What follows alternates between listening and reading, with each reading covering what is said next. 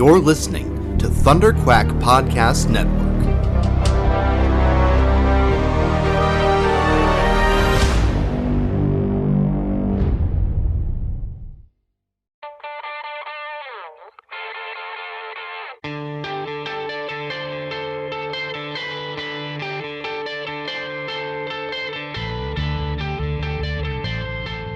Hi, this is Roy Thomas, and you're listening to the Epic Marvel Podcast.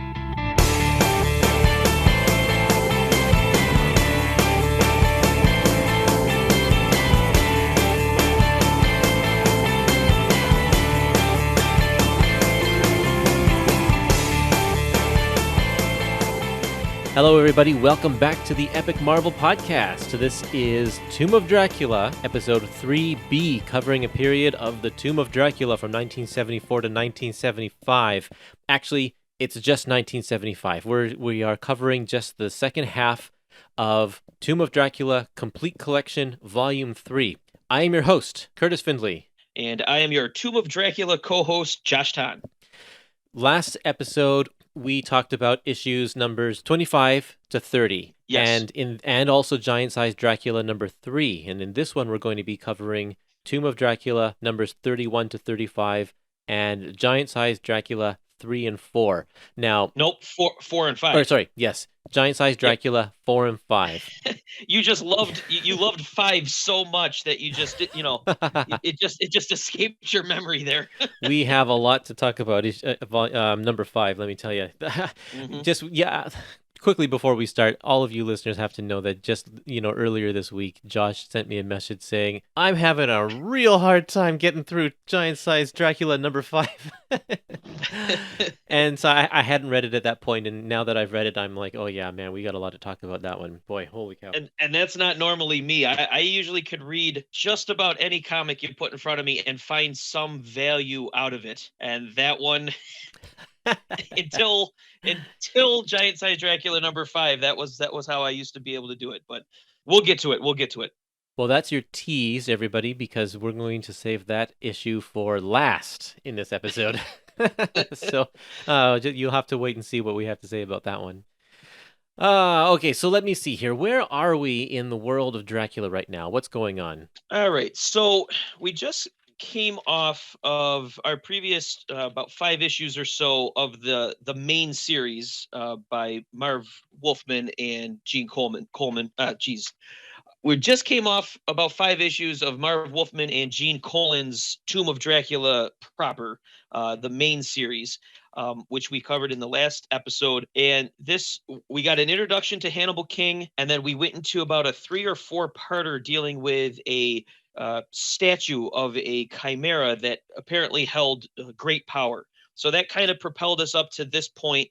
We just had a standalone issue where Dracula kind of went over 3 moments in his life where he failed. It was kind of an introspective type of issue.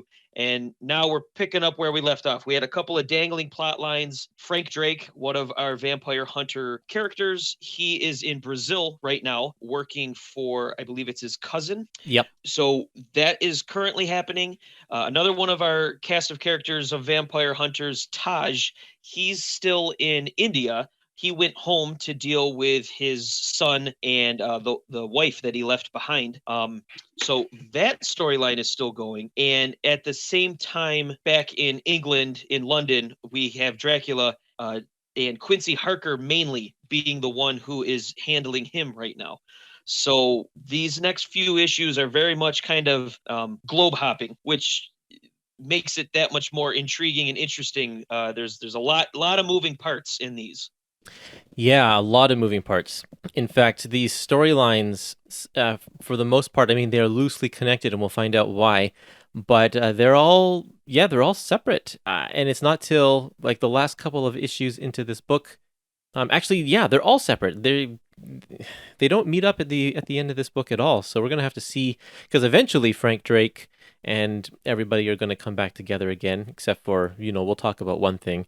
There was one person who left a comment in the last episode who said that it felt like they're kind of, spinning tires a little bit because the team is not even together. So that could be the case, but these were still really interesting and engaging stories. I would agree. And I also think this was a hallmark of this crop of writers during this time in the Bronze Age, with Wolfman, Len Wein, Steve Englehart, this crew of guys that came on, young guys, because they were, late teens, early 20s when they were writing Marvel Comics. This is something that I think all three of them really did pretty well, is just start subplots early and just touch base on them throughout, could take 3, 4, 5 issues. And then there's your next round of your next storyline. And absolutely, Marv Wolfman's been doing this basically since issue 1. And for anybody getting into Tomb of Dracula, you can jump in for the most part at any one of these, but you'll get so much more out of it starting with the first issue, which kind of goes without saying. But Yeah. with Wolfman especially, that's just his style. And especially when you have a creative team that's on a book for an extended period of time, they keep building upon their own history that they're creating. If you have a creative team or a book that has a creative team that changes every few issues, every 10 or 12 issues or whatever, then they tend to start from scratch every single time, and you can jump on easier at that point. But now we're kind of approaching the halfway mark of this series. It ran for 70 issues, right? The main series. That's right. And then, there's a few crossover comics here and there, like with Doctor Strange and what have you. So, yeah, by the time we hit 35, we're right there. We're right at that halfway point. So there we go. By this point, they are well established to what they're doing. Now, I think that splitting up the team is actually a smart thing to do, even though that one commenter didn't appreciate that as much. But we need to know more about Dracula, because the majority of this book, it started with Frank Drake, and he's been our main character, even though the book is called Tomb of Dracula. And I think we made a comment in one of the past episodes, might have been episode 2, that often the case, Dracula is he's just a behind-the-scenes character to showcase whatever short story or random person they want to talk about in that particular issue. Mm-hmm. And so what they're doing right now is, by splitting up the team, they are putting the focus squarely on Dracula. And we started to see that come out in the last volume, in volume 2 of the complete collection at the end, where where we meet Dr. Sun. And now we're starting to have more long-form storytelling, 3 or 4 part stories that squarely focus on Dracula instead of on our vampire hunter team. So I think it's actually kind of a nice breath of fresh air in that sense. I do want the characters to come back together again, but it's nice to enjoy this while we have it. Yeah, and I think this is pretty typical too. I mean, if you look at this in terms of, like, if this was a TV show, I mean, man, if we could have been so lucky that we actually had a 70s era Tomb of Dracula TV series. But this is exactly how they do it. Frank Drake was our introductory character. He was our eyes and ears into this world. And then you get to breathe. And you have this whole cast of characters that have a history. It makes sense to, slowly but surely dive into, like, okay, what's Taj's origin? What's Blade's origin? And that's what they've been doing. And it just makes you feel more for these characters. Absolutely. Beyond just the initial, introductions. So, yeah, I like it. I just find it that much more compelling because, here and there you get 3 pages from, like Frank's story in Brazil, and then you have nothing until the next issue. So, you get to the next issue, you're like, oh yeah, Frank, I forgot. So it's, I don't know, it keeps it going, I think. Totally. Absolutely. And speaking of keeping going, let's keep on going here.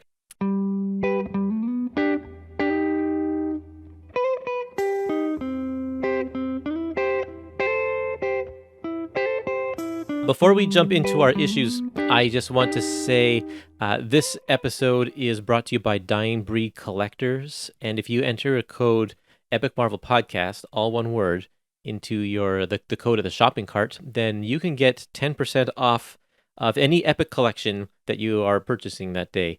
And as a special bonus, if you are thinking of buying the amazing Spider-Man Epic Collection Volume 6, The Death of Captain Stacy, if you enter that code, you'll actually get 15% off, not just 10% off. So maybe take advantage of that, and then enjoy all of those awesome Epic collections. Okay, here we go. Tomb of Dracula.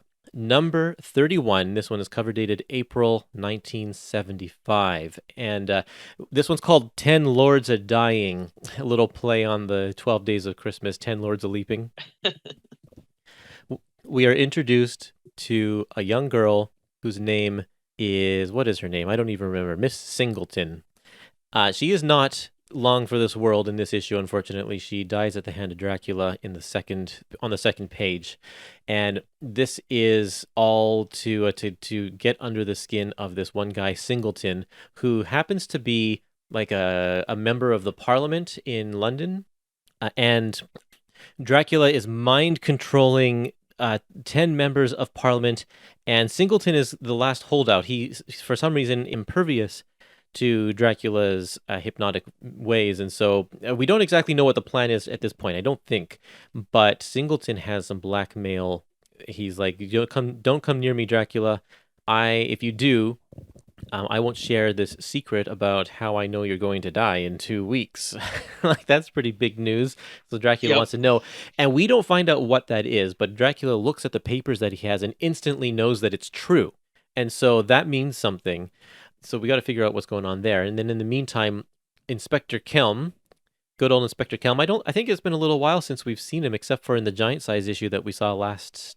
And that was only the final couple of panels in the giant size Dracula 3. Right. But he definitely seems to be a main player for the next few issues here. Definitely.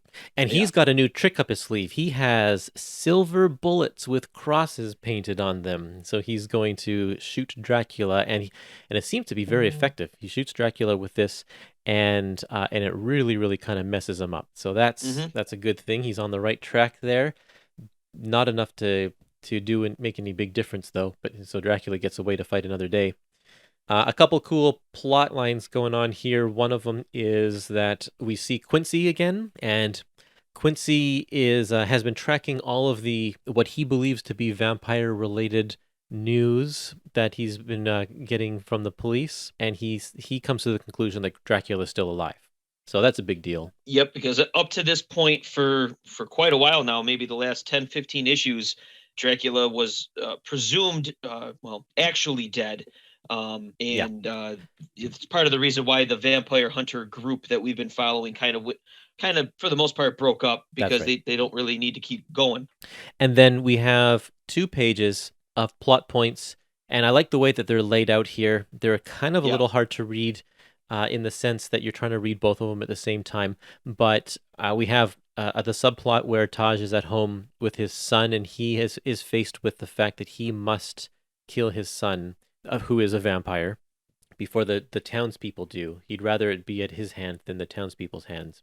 Mm-hmm. But then he tries and he can't do it. He just can't. Which is like we've seen Taj as such a hard, steady character over the course of this series. He's a constant in that sense. But now we see what really makes him tick and what makes him vulnerable, and it's the fact that he has to try and kill his son here. Taj's story that kind of has been revealed to us, both with his origin of him becoming a mute and what happened to his wife and his son, all the way up to this point where he tries and can't kill his own. It's all very heartbreaking. It is. It's actually tough to read. They do a good job with it. Second plot is now we finally get to see why Frank is going to Brazil. He has been taken to Brazil with his cousin, and they're going to go into some business together, do some mining or something. I guess this has to do with what money owed or something like that between the two of them. So he's helping him out. Yeah, I guess in the first issue, he had originally reached out to his cousin to help him because he was broke, and his cousin wouldn't help him. And then he fell into the vampire hunting business, as you do when you run out of money. I don't think it pays well, though. I guess not. Well, he met Rachel, so that's that's true. That's a little perk of the job. But yeah, so this is and his cousin here he does come across as kind of a fast talker, a little bit of a that used car salesman type of guy, and he sets him up as basically he's going to be the foreman or the manager of this mine, and we we get a couple glimpses of the workers, and they have blank stares, Yeah, but they don't look too good. they seem odd. They're not quite right. That is a mystery for another day. Yes. And then last subplot is taking a look at Rachel and seeing what she's up to, which is not much. And she just kind of lost in her thoughts. And then I guess, is she living in Big Ben's tower? I guess. I don't think so. I think but I do see, because you see the bat outside of her window, and then it cuts to outside of Big Ben, and you see Dracula as a bat flying past it. She just must be in another sky. I don't think there's apartments up there. I don't think so either. Unless that's where, vampire hunters make their bases, Hey, behind it big makes plots. sense. You get a good view of the city that way. Yeah. But anyway, so now we are, that's kind of just a little hint of where all four of our major players are, and that's all we get out of this whole issue is just those few pages. The bulk of it is spent on Dracula learning about what is written on this paper. Yes, I did like at the beginning of this when we see that the Miss Singleton, Mary Beth Singleton, or when she's killed, it's narrated with your typical captions in the panels, but it's text, it's typed, and it's done that way because this is actually a police report that we're reading. Yeah, as we see the action played out. I really like that. I thought that was a nice little touch. it is a great, unique touch, something that we haven't seen before, and it's just nice to get that difference, because it starts off in the very typical, third-person narration at the beginning, and then and like the typeface is different when it gets to this police report. It looks like a computer font instead of a handwritten font, and I also like the fact that the whole page is bathed in blues Yes. and grays, so it's got a monochromatic color scheme, which also lends itself to like imagining the situation as it's being typed out to us here in the police report. So very cool. Yeah, they did a good job with that. All right. We are at Tomb of Dracula issue 32. This is May 1975, so we are definitely continuing on our monthly basis here for this series. Name of this issue is And Some Call Him Madness. So in this one, we got Quincy Harker, who has planned for a final showdown, which includes a gauntlet of booby traps, which is our third gauntlet in this complete collection alone that Dracula has to go through. Yeah. Harker has Dracula dying in front of him at the end of this, but Dracula had a contingency plan the entire time. He had kidnapped Rachel. He had some of his vampire ladies holding her captive. So the killing stroke is not hit at the end of this issue. It's kind of left as a cliffhanger. While all that's going on, we touch once again with Frank and Taj.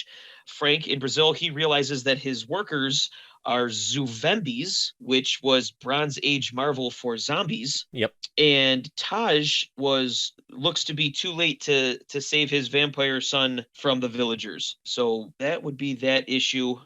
Really like this cover with Quincy on the floor. His wheelchair is completely flipped up, and he's like vainly struggling, reaching for a wooden stake as Dracula zooms in on him. It looks like it's got to be Gil Kane artwork, just with the way that hand is drawn. It seems like a Gil Kane hand.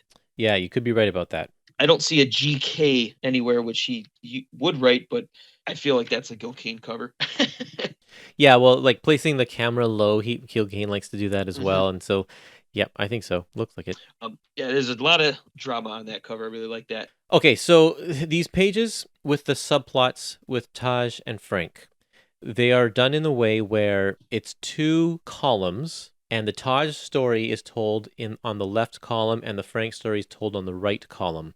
How did you read these? Did you go one page, like you did one column and then one column on one page and then moved on, or did you like read all of the Taj stuff first? Because this goes over 3 pages. As soon as, because they did this in the last issue, as soon as I realized what they were doing here, I would go all Taj and then go back and read all Frank, because sometimes I've seen this in comics where you are supposed to read them side by side. The one that happens to pop into my head is in Watchmen. They do a lot of parallels to the pirate comics to run alongside what's happening in the story that they're telling. And I found that even then was incredibly distracting. So with this, I'm not sure why they did this, other than maybe just to save space. That okay, here's all of our subplots here, but I read them both separately because it was a little too jumping back and forth if you were to do it the other way. I agree. It was very jumpy back and forth. I tried reading. I tried it a couple different ways. I tried reading a full page first, and then I tried alternating the panels because, like, it's the same amount of panels in each column, and I wasn't sure if maybe you're supposed to go and flip flop between the two columns, Hmm. but that the way that they've colored the gutter with that yellow and Right. black leads me to believe that no, you're not supposed to jump back and forth between. And then, so if you look though on page 164 and 165, these are the first two pages with these columns. Hmm. The narration box at the bottom of 164 of the Taj column says, Adri Nitel has slain no one, but these villagers have no knowledge of that. And then at the very top of page 65, it says, so instead they attack their friend, attack him and toss him helplessly aside. So those two text boxes literally Hmm. go side by side, like one right after the other.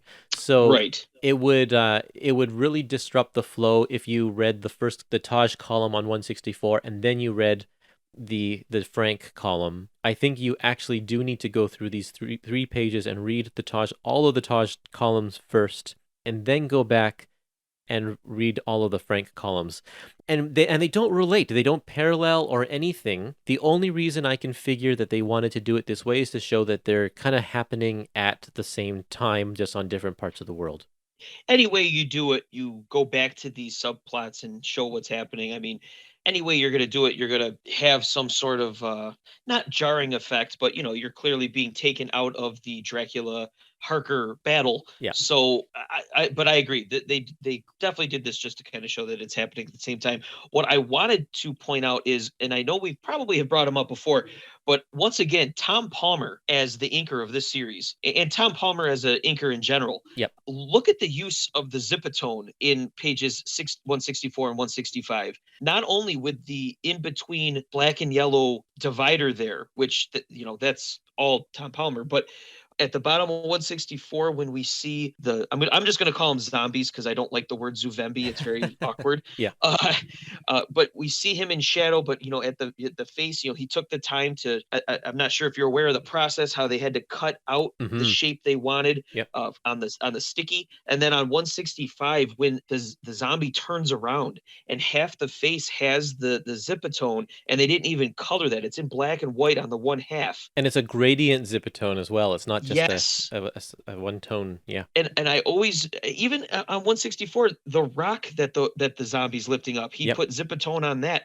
And I always have just marveled at his use of that. I don't think there were inkers that used it as much as him, or artists. I know sometimes the pencilers would put it in.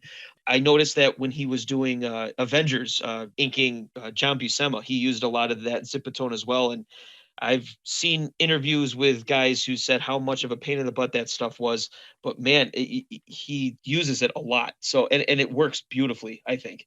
It absolutely does. You're right. Very, very effective. And it's really kind of only in that one scene. I don't think that he uses it at all during the Dracula stuff. So it's to convey a certain effect with the zombies for sure. Yeah, he uses it when he uses it, it's for a purpose. Yeah. Yeah, on 173, he does it a couple of times with Dracula's face to show the contrast between the light. Oh yeah. And it's also on the floor there. So yeah, he uses it sparingly but effectively. Very nice. What did you think of Harker and Dracula's battle here? This gauntlet and the traps that Harker will remind our audience that Quincy Harker is known to be an inventor of sorts, a tinkerer. He's always coming up with some new gadgets. He's kind of, I imagine, what Whistler was based on in the Blade movies Right. was the Quincy Harker character. What did you think of this? I thought this battle was great. The next time blurb in the previous issue says a battle to the death in the Harker estate and only one survives. And so I was thinking to myself the whole time, I honestly think that Quincy's going to die here because how can you kill off Dracula if the book is called Tomb of Dracula, but you can get rid of Quincy Harker? So I completely thought until the very end of this issue and even into the next issue that Harker was going to die here. I like everything that he had. He knew he was coming. Yep. He even tells him, "Go ahead and come on in, Dracula. You're gonna figure it out anyway," because he has to be invited in, as is the old vampire mythology. Yep. It's like he's playing it cool as a cucumber because he's ready to go. And I have to say, one of the one of my favorite things that he has as far as tricks up his sleeve is his dog Saint has a collar that is studded with silver crosses. Yes. So when Saint goes flying across the room, lunges at Dracula, Dracula's holding him, and you see all this steam coming off of his hand because he's touching the silver crosses on the dog's collar. I'm like, that is great. Like the crypto, eat your heart out. Like I just thought that was so cool. It is. It's great. He really thinks of everything, and this is the culmination of everything that he's been working for in this entire Mhm. series. And so, like, the stakes are high. Stakes, get it? And yeah, we're going to see what happens here. Now, the big surprise here in this one is that Harker has red eyes because I guess Yes. he's been bitten and drained of blood one too many times. He is not full Mhm. vampire. He hasn't been turned, or he hasn't been sired, I guess, but he has been used in that way, which did we know that before? Because I don't think we knew that before. I don't think so. We just always he's always been wearing sunglasses, and it does bring up a question that you play fast and loose a little bit with the vampire, how this works. You just assume, oh, you got bit, well, you turn into a vampire. But sometimes Dracula will drain the blood and kill the person, and then other times, like in this case, they must have a certain control over what their bite actually does. In this case, maybe he's done that purposely, just always like, I'm just going to drain some from you. You're not going to turn all the way into a vampire just to keep messing with him, which is almost worse if you think about it. Oh, yeah. That he must have overpowered Quincy enough times where he's just playing with him like a cat and mouse type of deal. But it's very alarming when you see the glasses are off and you see Quincy's eyes are just completely pink with red pupils. Yeah, it looks awful. Interesting coloring choices. Tom Palmer is also the colorist in all of these issues. Okay. And there's some great coloring choices once we get into the thick of the battle, once we hit page 176 and the lights go out. And so Oh, yes. Tom Palmer uses some pretty garish looking colors, greens and blues, in order to show the light bouncing off of these characters. And I think it really adds a level of just grotesqueness to this whole battle. Mhm. Like, it's an ugly battle in general, not in the way that Gene Colan draws it, just in its Sure. in its tone, in the way that it's being dealt with. Well, and for this entire event, right after Saint lunges at him, Gene Colan starts really messing up his borders again and Yeah. gets them all wonky and jarring and then it calms down again at the very end of the issue. But during this whole confrontation, yeah, it's a subtle thing, but It's great. I love this bit too, where the Quincy's innocent pool table, he just hits a button and it's a crucifix. It flips up and Yeah, it's awesome. it's just great. That of all three of the gauntlets that we saw in this complete collection, this was the best one. I feel like this is the type of thing you would see all the time in, like, the Silver Age of DC, Hmm. with, like, crazy death traps the Joker would put Batman through or whatever. It's like, yeah, like the pool table is absolutely so ridiculous. And if you saw that in an old issue of know. Superman from the 50s or the 60s, then you'd be like, Mhm. oh, the silly DC Silver Age. But then in this Right. one, it's like treated seriously, and it actually is kind of cool. Agreed. I think any of that stuff done in moderation, because at the end of the day, you're reading a comic book, Yeah. so you always want some of that comic bookiness. Right. And with this particular series not being superhero, it's not a lot of that in there. That's But true. but yeah, it's some of that is there, and it's fun. You have this moment of fun because right before it turns into a crucifix, he's just sitting there again, cool as a cucumber, playing pool, just like, oh yeah, no big deal. And then out of nowhere. Yeah.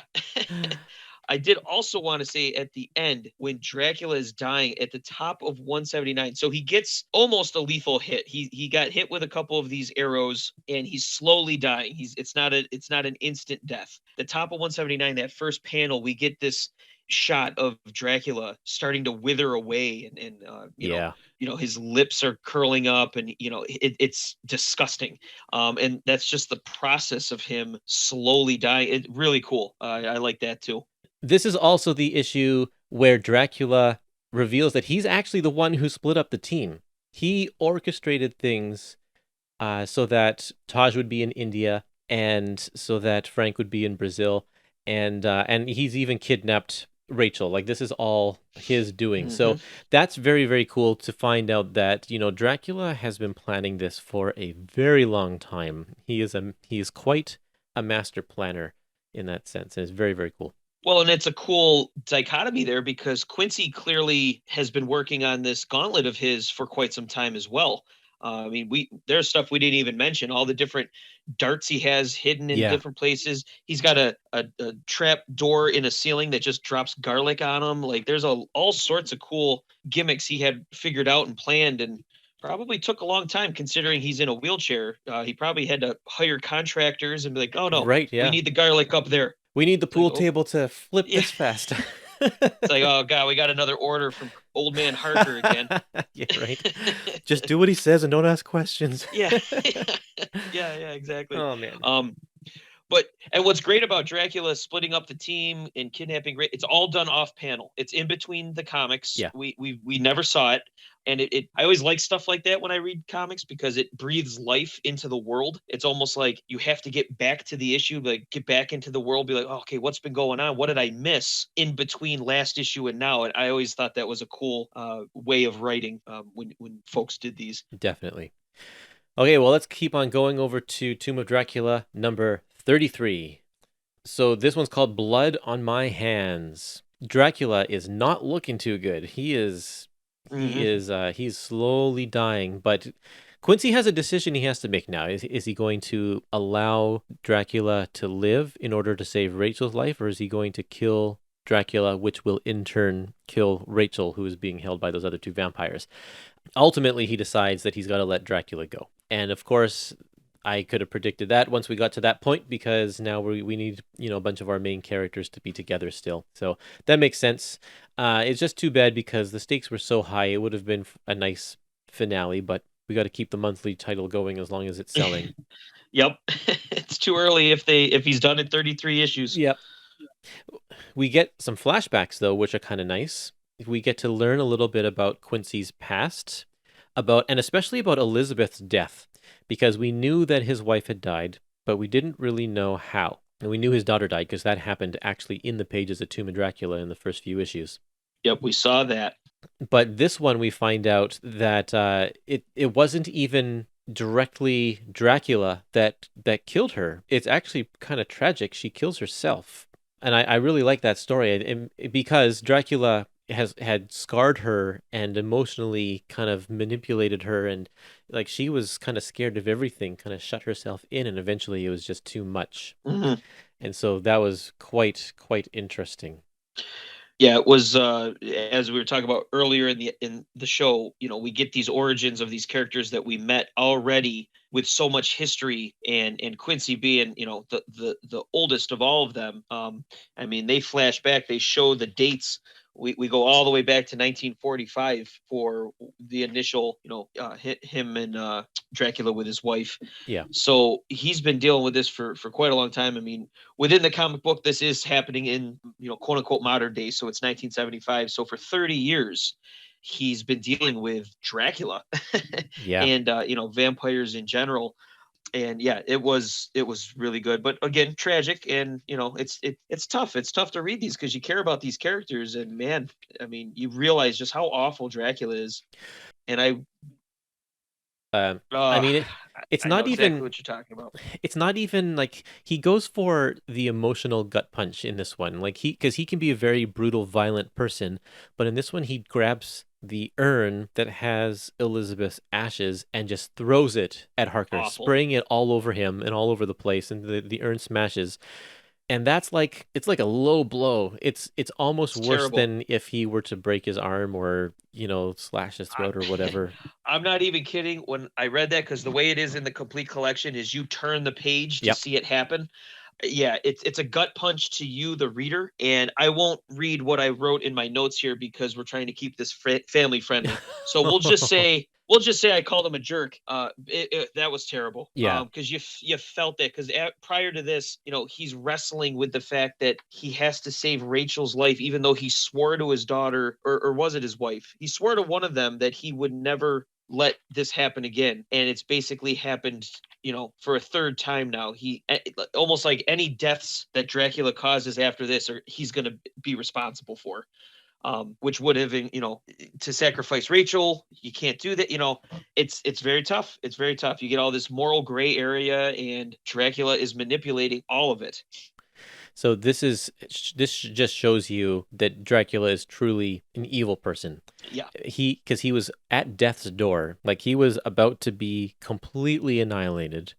And he never begged or anything like that. He never said, "Please don't kill me." Mm-hmm. And the instant the instant he regains his health again and reforms or rejuvenates or whatever you want to call it, kind of the first act he does is grabs that urn and throws it, and then he literally walks away laughing his head off because he thinks it's so hilarious that he's torturing this poor guy mentally. It's terrible. The bottom of page 187, we see the arrow pulled out of him, and this awesome Gene Colan sequence of rotting Dracula face to healthy Dracula is so cool. Yeah. And that final with Dracula back in his prime, the way they did his eyes, where they're black and you just see these pinpoints of light, especially in the half of his face that's shrouded in like shadow. Yeah. So creepy. Really, really like that effect.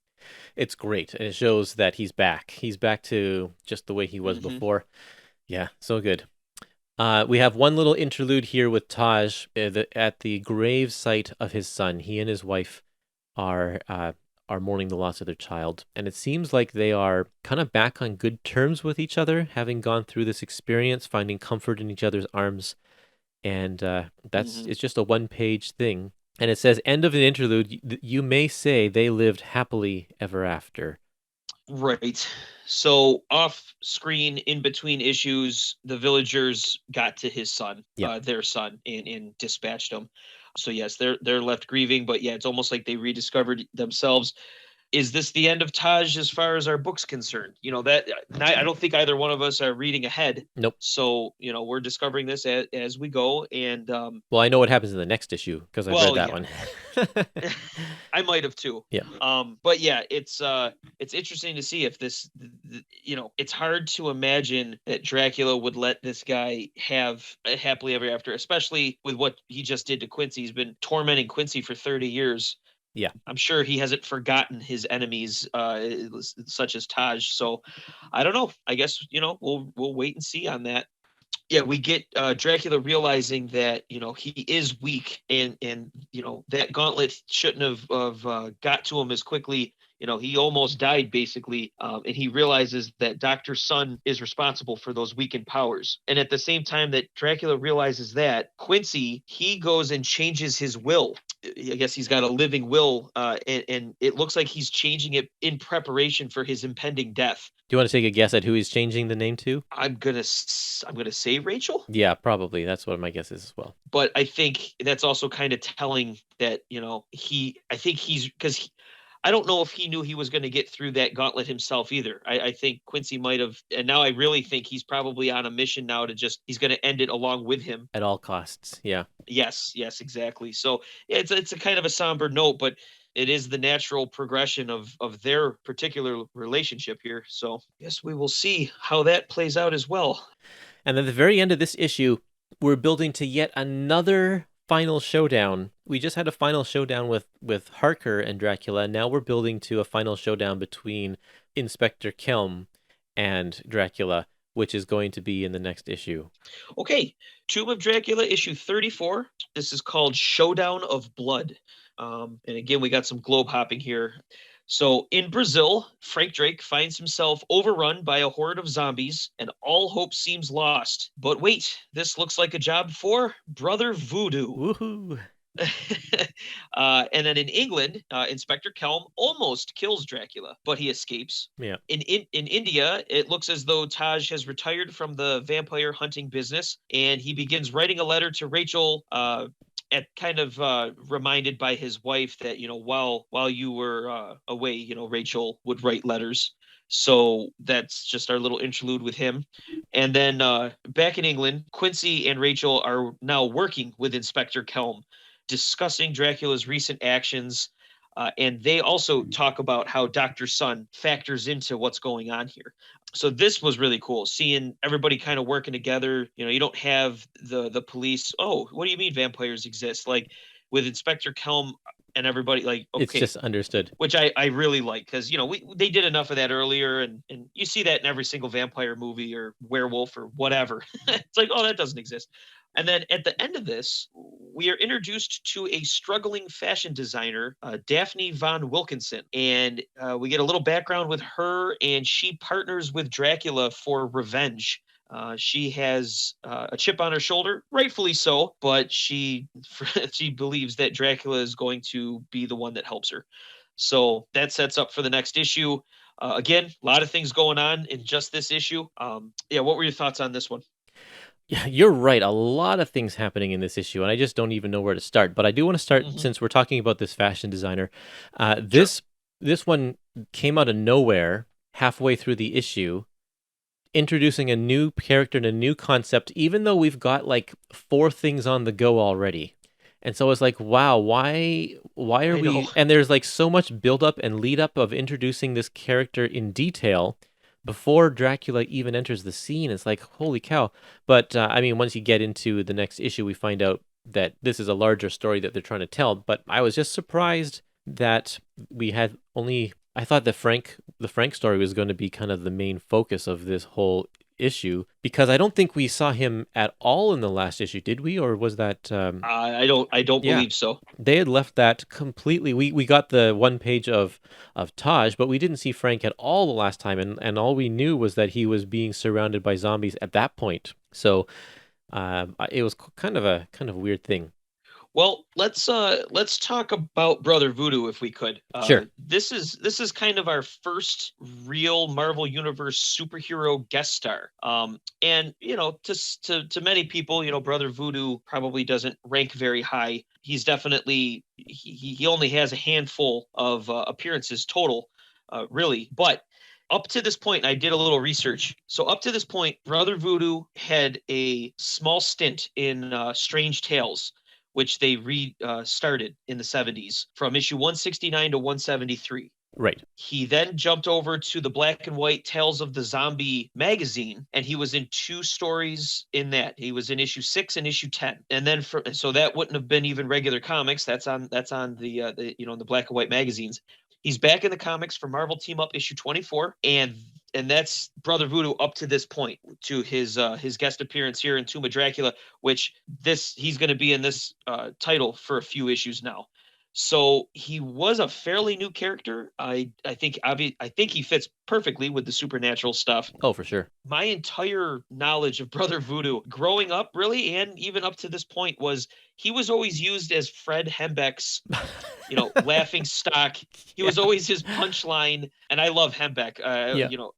Everybody, who read Marvel Age and every, but yeah, he always used Brother Voodoo as his complete joke. And I gotta say, I think he's kind of a cool character. His visual is cool with that like anaconda snake skin type of thing he's wearing. And I believe it's his dead brother's spirit that dwells within him that he uses. Yeah, I don't know. What are your thoughts on Brother Voodoo? Like you, I have no real connection to Brother Voodoo at all. Because his appearances are few and far between, he's never one that I've really come across. So he does have a cool concept. I think that a lot of his existence is a little out of date these days. Sure. But in the context of here, it's fine. And yeah, I know Marvel was really pushing the horror stuff at this time because the comic code had loosened up. We've spoken about this on this show before. And that's why they are allowing zombies now, but the zombies still can't eat flesh, and they can't be called zombies. Which is why they're called Zuvembis. Zuvembis, yeah. Which actually is a real term for zombies that was used quite a long time ago, like before zombies were cool. So right, yeah, zombies are the thing now. Yeah. It's for the past 20 years, it's been all about zombies, and I'm wondering, that must be why they were able to do the Marvel character of zombie, but he was always in his black and white magazine. So yes, because they didn't have the same restrictions. Yeah, exactly. Now, this brother spirit that lives inside of Brother Voodoo, He says it's a Lua. It's a Lua brother, and a Lua is just the term for spirits in the voodoo religion. So it's kind of a Gotcha. cool tie to the actual religion that people do practice. But he's taken it one step further, and it is a belief in that religion that you can better communicate with spirits when the spirit inhabits another body. So that's what's happening to Frank here. Is the brother is inhabiting Frank's body, and in fact controlling Frank, so that Frank can do backflips and take care of these zombies Yeah. a lot better than. Which is kind of silly because we've been seeing Frank take care of vampires no problem. So Right. why does he need the help to take care of the zombies? I'm not sure. Well, he was thrown off a cliff. True. Yeah. So But then the Lua spirit didn't disappear after that or leave his body. Sure. We'll see in the next issue. He's still in him and helping him fight. So Well, a couple more things on Brother Voodoo, then we'll move on because we're supposed to be talking about Dracula. okay. After his stint in Tomb of Dracula, he moves over to Werewolf by Night for a few issues, and then I think there's a couple after that, and then it kind of goes quiet for a while. For all of our listeners that are all about the collected editions, ourselves included, Yep. I think there's enough here. They could do a complete collection of Brother Voodoo. It's probably not going to be as thick as an epic collection, but you could pad it with a bunch of the Fred Hembeck jokey stuff, and Marvel did bring him back, or maybe it was specifically Bendis in the later New Avengers run when Doctor Strange was like MIA. Brother Voodoo became the Sorcerer Supreme of the Marvel Universe. So they did bring him back to some extent. And I do know that his brother, because I believe he's Jericho Drum, and then his brother was Nathaniel Drum, or maybe I have that backwards. He's had a live action appearance in the Marvel Cinematic Universe. Really? He was in the first Doctor Strange movie, was killed by Caecilius. He was the one that was taking care of the New York sanctum before Stephen Strange took over. And you see him for maybe 2 minutes, and he gets one of those invisible spears through him, and he dies. So technically his brother's dead. So I mean, they could bring in, I don't think they will, unfortunately, but they could bring him in. We saw part of it so far in live action. So I think that they might be hesitant to bring Brother Voodoo into live action just because of the cultural aspect of it.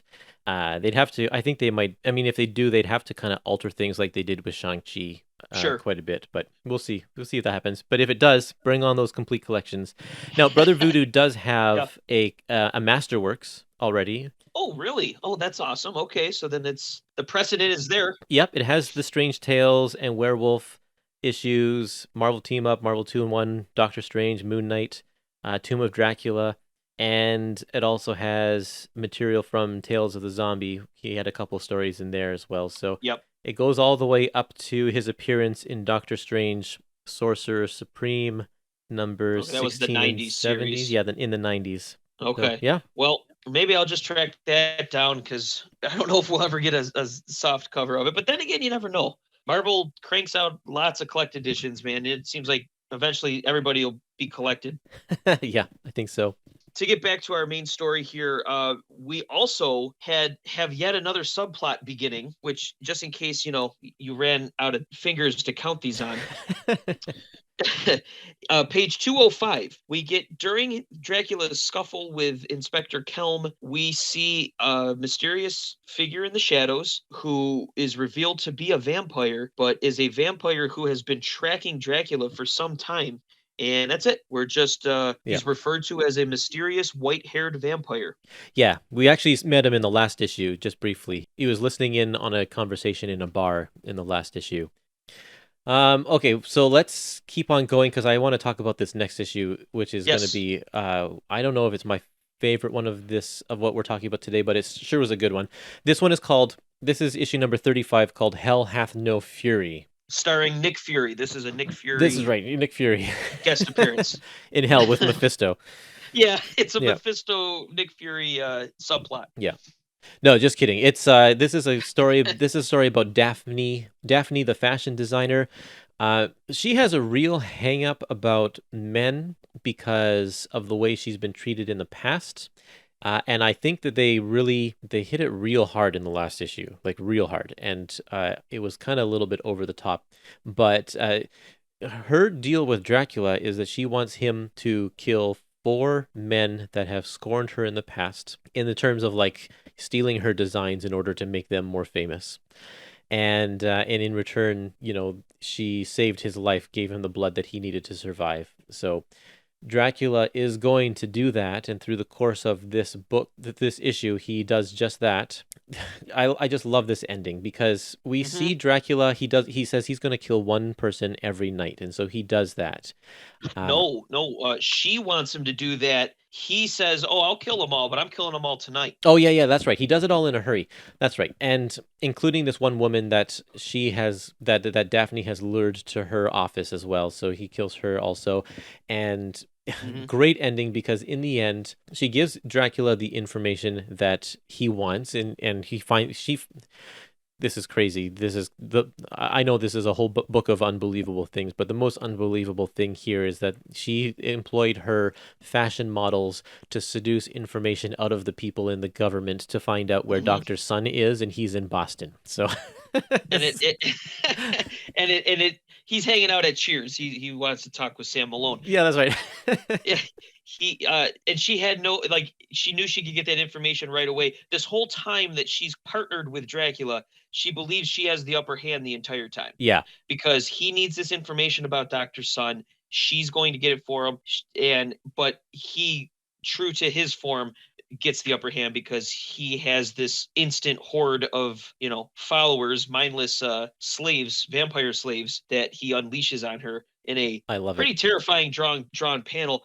It definitely felt like, your typical kind of horror story, Tales from the Crypt kind of ending. Oh, absolutely. And I think that's why I liked it there. It was because she was undone by her own humanity. Like her lack of moral ethics or whatever ended up being her undoing, and Dracula reveled in that.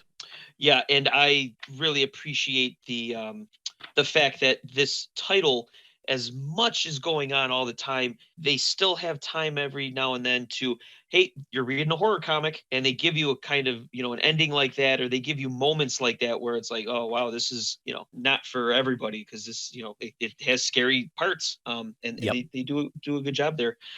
We get more Brother Voodoo. More Brother Voodoo. He got the cover. But he doesn't actually feature so prominently in the issue. Again, he's only like 3 pages or so. So I was quite surprised that the cover's there so that they can sell the team up. Right. But he's not there very much at all. Well, they do end it with him continuing to be teamed up with Frank because now they're going to track down Frank's cousin and see what's going on there.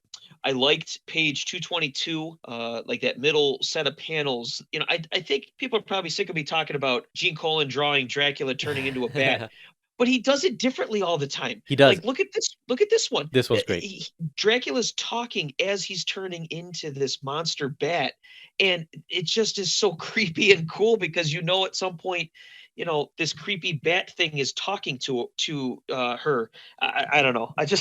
He keeps doing it differently. I got to bring it up. But what I like about this one also is that the whole row is divided into 3 panels, but the transformation extends over top of all 3 panels. So it's a great layout. It's striking and quite remarkable. It's very well done. The other thing I wanted to bring up, and again, we're going to keep this family friendly, but page 229 with the model that Dracula kills, there's some well-placed shading Yep. on that bottom panel, and we'll just leave it at that. Got to push the limits a little bit here. And I think they knew that. I mean, I was surprised actually by a number of these issues with how much they try to push the limits for a comic of this era, just with some of the murders and whatnot. So sure. Well, it was funny because I'm reading this. I'm next to my wife when I'm reading it, and I showed her the panel. She's like, "Oh, wow!" And I go, "I'm podcasting with Kurtis." I go, "He's a nice guy. Goes to church. I can't bring this up." And I'm like, I go, "You know what? I'm just going to write down saucy artwork and just leave it at that." It's surprising to read a Bronze Age Marvel comic and to see, that particular, you don't normally get that. So I'm like, well, I'm going to bring it up because that's the type of person I am. Oh, for sure. And I've got no problem with that. That's totally fine. Well, the time has come. Yeah, we're going to talk about the 2 giant-size issues. So if you're reading along in this complete collection, the next 100 pages or so are taken up by the Dracula Lives issues, and we are going to skip over those. We will save Dracula Lives for another day, but we will continue with the 2 giant-sized Dracula issues that are at the back of this book, issues 4 and 5. We're basically going to be talking about Dracula for the next 10 Halloweens. You realize that, right? Yeah, right. we got a lot that we skipped that we got to go back to, and we still have a lot more of the series to go. That's okay. As long as we're still alive, I'm game for it. Yeah, absolutely. Okay, well, I will take Giant Size Dracula number 4. Okay. All right. And you're going to leave me to try and describe giant-sized Dracula number 5? Okay. I am. Yeah, it's your podcast, so Thanks, I appreciate it.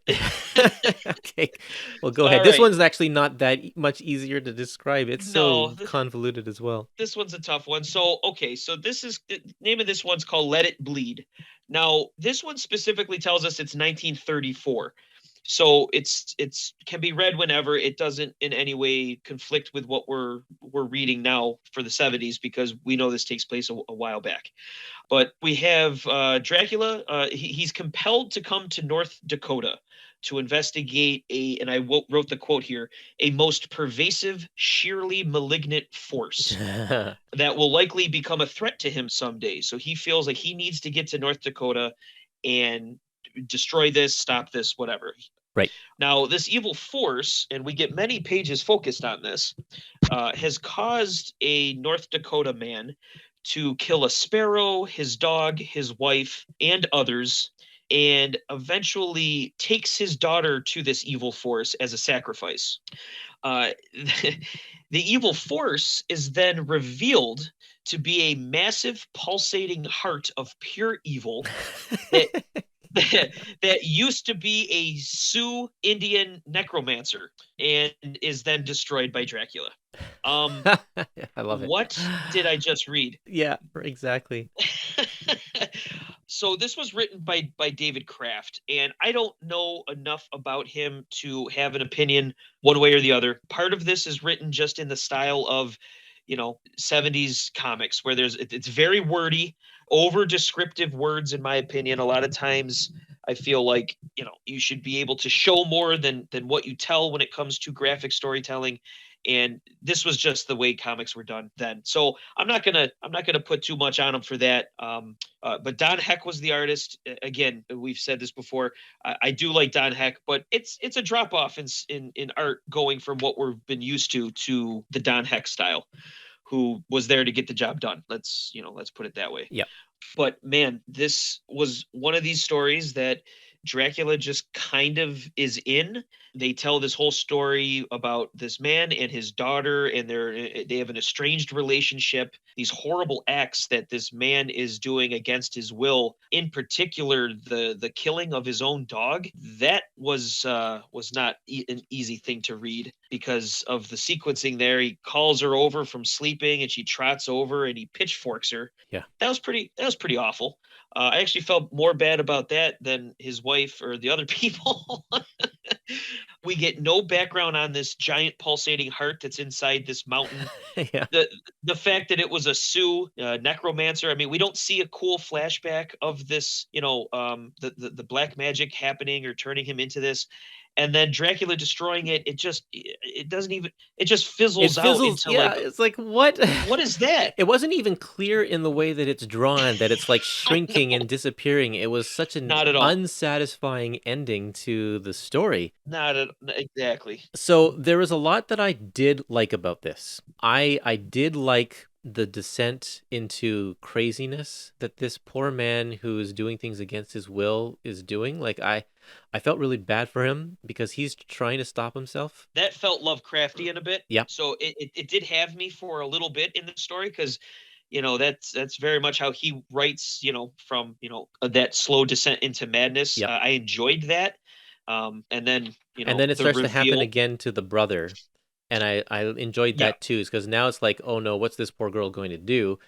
But then once we get to this heart, I'm like, okay, what is this? And like, why is Dracula there? He's just been drawn to it, and like, because Yeah. and Dracula's going to try and destroy it because he like wants to be the most evil thing in the world or something, or like Right. it just there's no motivation, there's no point in Dracula being there. This is basically a story that maybe David Anthony Kraft had in the inventory file or something like that, and Could like, be. oh, this will work perfect for giant-sized Dracula, just Yeah. stick Dracula in there instead of Yeah. anybody. I don't know. It could have been anyone. It literally could have been anybody. And then the very end of this whole thing. So the daughter is killed. Yeah. And then once the heart is destroyed, the man then just wants to die. Dracula refuses to kill him, so he takes the knife out of his daughter and then he shoves it in his own heart and kills himself.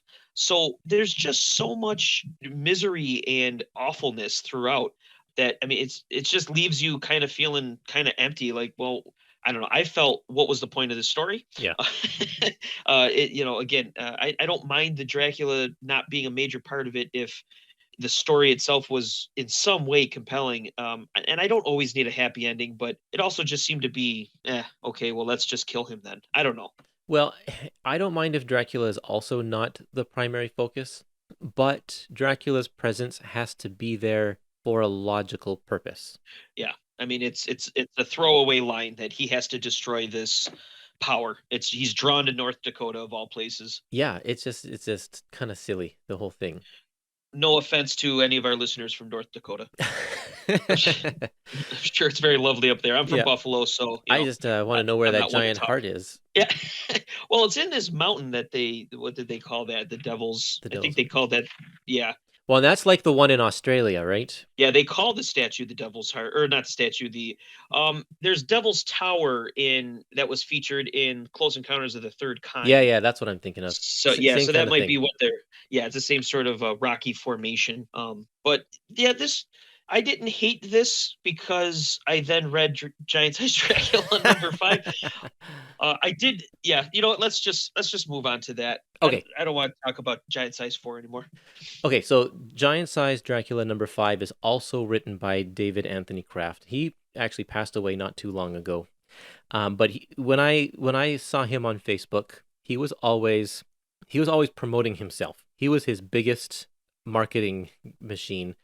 And I think that he just really liked talking about himself as well. Like he was very much one of in the camp of, all of my work is so great kind of a person. And that's, I think, one of the reasons why we get so much dialogue in this, in both of these issues. And this is not an uncommon thing for any David Anthony Kraft story, whether it's Defenders or whatever. He puts a lot of dialogue in there. And that's just because I think that he valued his work a little bit more than he should have, maybe. That's the vibe I get from it. He could have pared it down. So this issue here, Giant Size Dracula #5, is even more wordy than the other one. There's just so much dialogue and so much narration and exposition. It's unreal. Like some of these pages are just so filled to the brim with words. And now part of that, I think, this is like, I'll get into the plot of this in just a second. Part of that is because of the illustrators, which are credited as V. Redonato and Dan Adkins. And then the V, let's see, what does it say here at the front of it? It's Virgilio Redonato. There's a name I don't recognize. Yeah, I don't recognize that either. The art isn't bad in this. It's not bad, but why I'm pointing this out is because I don't think that Renato is a great storyteller. There are a lot of scenes where it's very static, or it's the action isn't flowing very well, or he just kind of repeats panels over without showing what's going on or what's happening. And so I think that David Anthony Kraft actually has to compensate a little bit by putting in a lot of words in order to make the story flow a little bit better. It's very possible. So you couple that with the amount of words that he would normally put in a comic, and then add a layer on top of that he's actually adding more because he needs to explain the story here, and we have an overcomplicated issue. So the plot. Yes. Okay, the plot. This one's called The Art of Dying. And there are two things going on here. One is that we're met with a French Secret Service agent whom Dracula is tracking down and trying to kill, and they have a back and forth, and it causes this agent to flee to the mountains of Switzerland, and Dracula follows him. On the other side, there is this giant dirigible, a blimp, that's holding this man, and his name is I'm sorry. Go ahead. Paul Carey Evans, and he looks like a movie mogul with his circular sunglasses and his big cigar and his short slicked back hair or whatever. But he is like a nasty person to the woman who's on the ship and all of his crew, and they don't like him at all. So I guess what he's doing is he's forcing them to fly into the mountains. Again, I'm not exactly sure what his motivation is there either. He was having dreams that were driving That him were compelling mad, him. and they were compelling him to go to these mountains in a zeppelin. Yeah. In a zeppelin. And so, yeah, you think this is completely random. So this whole thing is split into 4 chapters. The first chapter is about the French guy. The second chapter is about this blimp. And then the third chapter is about Dracula and this French guy in the mountains facing off in the snow. And then the fourth chapter, the blimp happens to show up exactly where they're fighting. And the French guy climbs into the blimp. And so does Dracula, and they have this big fight, and it's like, no, this is the thing I was drawn toward. It was Dracula the whole time. Yeah.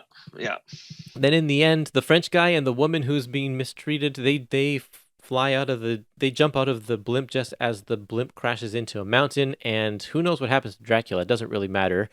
No. And these two are left in the cold in the mountains without any sort of protective gear, and they're probably going to die as well anyway. So pretty much everyone dies. Nothing matters with this. Nothing. Okay, let's be honest on that. And as a side note, have you ever read a story or seen a TV show or a movie that features a zeppelin that doesn't blow up at some point? Oh no, I feel like those I know there was that Batman animated series episode with Ra's al Ghul and Jonah Hex, and that gets blown. They always blow up. They always blow up. So we actually got a nice 2-page spread of the thing blowing up. Now, did you notice in that 2-page spread, the sound effect is Dakum, and Dak, D-A-K, is David Anthony Kraft. He put his own name into sound effects whenever he could. Did he really? Yes. Oh, God. Okay. Well, let's see. What are my notes? Let's see. Nothing. Awful comic. The most unrealistic dialogue ever. Now, the back and forth. So for 5 pages straight, we get this back and forth of this guy, Paul Carey Evans, apologizing to his girlfriend or his lady friend here, and then being awful, and then apologizing for being awful, and then being awful again. And going back and forth, kills a guy, throws him out the blimp, then pulls a knife on her and keeps apologizing for what he's doing. It's just terrible. I struggled so hard with those 5 pages. I called a friend of mine and read some of this dialogue that is filled with exposition on all the backgrounds to the characters talking. Yes. And unnecessary. It's so bad. I just want to thank you for allowing me to go on this journey with you, Kurtis. Yeah, right. to get to Giant Size Dracula number 5. This comic will live in infamy in forever for me.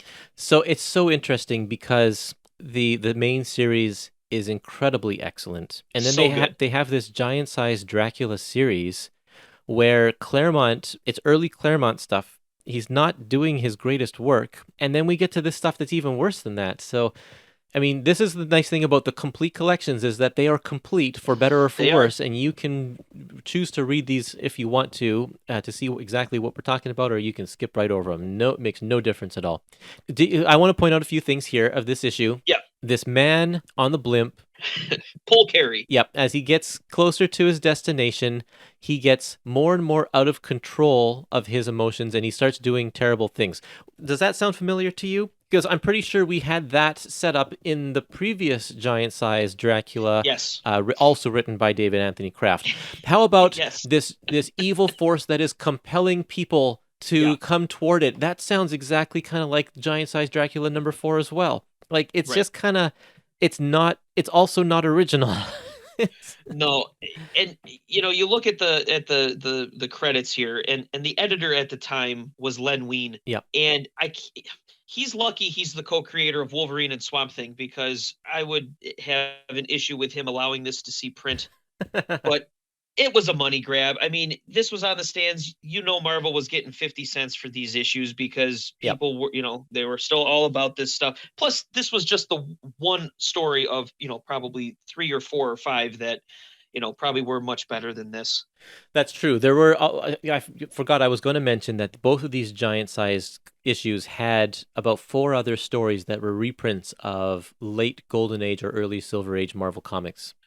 Now, there is a story in this, though, that we should talk about. Yep. That is reprinted here, called Dark Asylum. Yep. It is a short story, nothing at all to do with Dracula or vampires. But it's original content, which is why, like, not Yes. a reprint, which is why I guess they stick it in this book as well. Well, do you want to know why it's here? Sure. Why is it here? Because I researched this as well. This is significant. This little 5-page story. It is the first Marvel art or Marvel work for John Byrne. I was wondering about that because Yes. it doesn't look like his work at all. It's very, there's a couple little Byrne-isms, but not really.